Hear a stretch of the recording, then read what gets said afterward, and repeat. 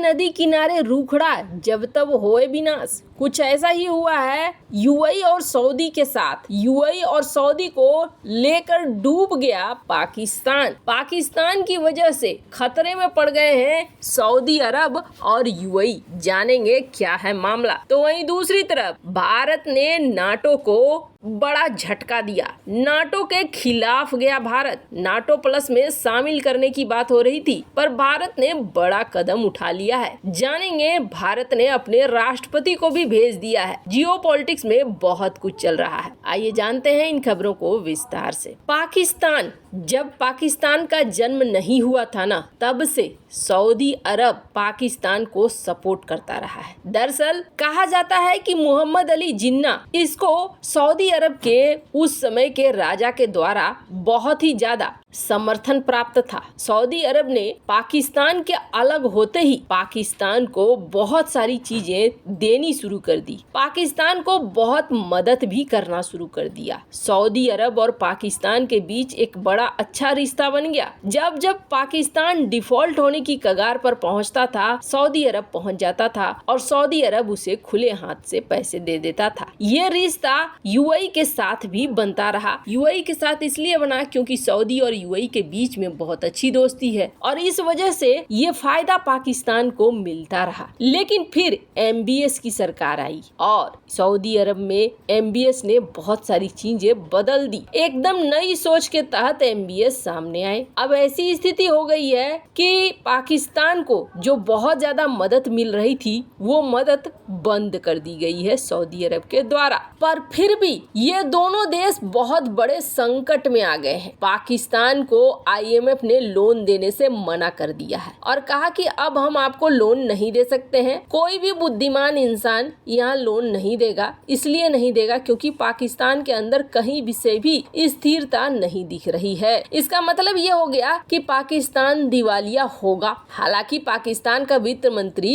Isaac डार बार बार कह रहा है पाकिस्तान डिफॉल्ट नहीं होगा, लेकिन ऐसा लग नहीं रहा है कि बच सकता है। एक तरफ डिफॉल्ट होने की बात है तो वहीं दूसरी तरफ इमरान खान बनाम पाकिस्तानी सेना की जंग भी अब निर्णायक दौर पर पहुंच रही है। एक बड़ी सी हलचल मची हुई है। पाकिस्तान में चल रहे इस राजनीतिक और आर्थिक संकट से खाड़ी देशों की टेंशन बढ़ गई है। आपको बता दें किस तरीके से यूएई और सऊदी अरब ने मुनीर से, जो जनरल है पाकिस्तान का, उससे बातचीत करने की भी कोशिश की। इन दोनों देशों ने आईएमएफ से वादा किया था कि हम पाकिस्तान को 3 अरब डॉलर देंगे, आप लोन दे दो। लेकिन आईएमएफ को समझ में आ गया कि यहाँ पर स्थिति बहुत खराब है क्योंकि पाकिस्तान के ऊपर 126 अरब डॉलर का विदेशी कर्जा है। दिसंबर 2023 में पाकिस्तान को 126 अरब डॉलर चुकाना है। पाकिस्तान के पास इस समय विदेशी मुद्रा भंडार 4 अरब डॉलर के आसपास ही बचा हुआ है। ऐसे में कैसे लोन दे देगा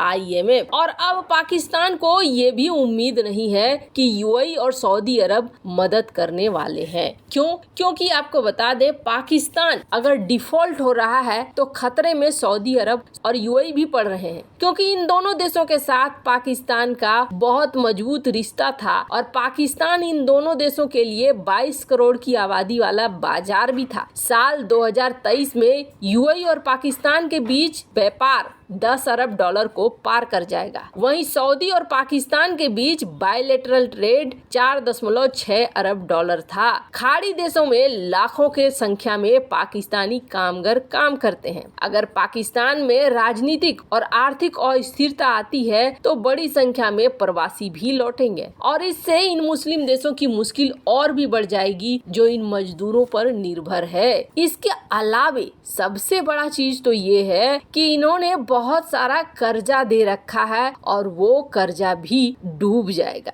अब अभी भी यूएई और सऊदी अरब के ऊपर और चाइना के ऊपर आस लगाकर बैठा हुआ है पाकिस्तान कि ये मदद करेंगे, पर वो मदद होता हुआ दिख नहीं रहा है। खैर, जहाँ एक तरफ ये सारी चीजें हो रही है तो वहीं दूसरी तरफ नाटो प्लस के लिए भारत को ऑफर दिया गया नाटो के द्वारा, अमेरिका के द्वारा। लेकिन यहाँ पर भारत ने एक ऐसा काम कर दिया है जो नाटो के सीधे सीधे खिलाफ है। और ये काम कहाँ पर किया है तो आपको बता दें, ये जो देख रहे हैं आप, ये जगह है सर्बिया, और सर्बिया के अंदर ही ये छोटा सा जगह है जिसे कोसोवो कहते हैं। कोसोवो जो टूटकर अलग हुआ है सर्बिया से। सर्बिया कभी भी इसे नहीं मानता है कि ये उसका हिस्सा नहीं है। सर्बिया हमेशा से इसे अपना हिस्सा मानता है, जबकि कोसोवो को नाटो देश समर्थन देते हैं कि हाँ, हम इसे मानते हैं कि ये एक स्वतंत्र देश है। अभी तक समर्थन नहीं देने वाले देशों में रूस है,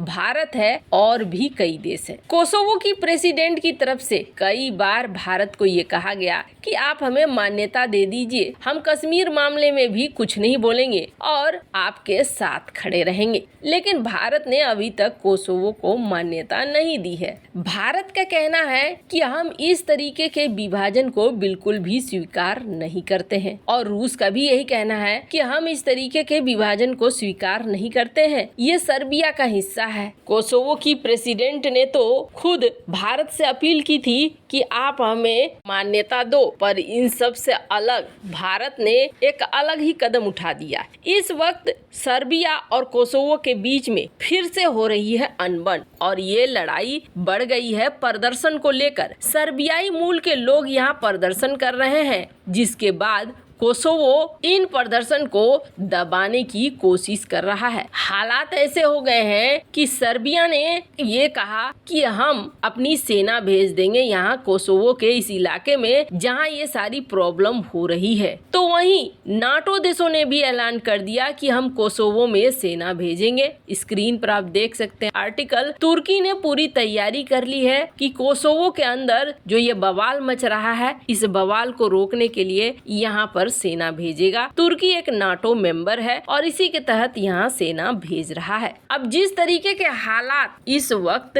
कोसोवो में पैदा हुए हैं, उसमें देखा जाने लगा कि भारत क्या करता है, क्योंकि हाल ही में नाटो प्लस के लिए ऑफर दिया गया था भारत को। तो आपको बता दें, इसके लिए भारत ने एक बड़ा वाला ना बोल दिया है। इसलिए ना बोल दिया है क्योंकि भारत रिकॉग्नाइज नहीं करता है कोसोवो को। प्रेसिडेंट मुर्मू सर्बिया पहुंची है इस तरीके के टेंशन के बीच में भी, और ये चीज बता रहा है कि अभी भी हम सर्बिया के साथ हैं, न कि कोसोवो के साथ हैं। जबकि यहाँ पर नाटो और भी ज्यादा सेना भेजने की बात कर रहा है, तब भारत का निर्णय कुछ इस तरीके का है। वैसे आपको क्या लगता है, क्या कोसोवो मामले में भारत जो निर्णय ले रहा है वो सही है या नहीं? कमेंट कर अपनी राय जरूर बताएं। जल्द मिलते हैं अगले वीडियो में नई खबर के साथ।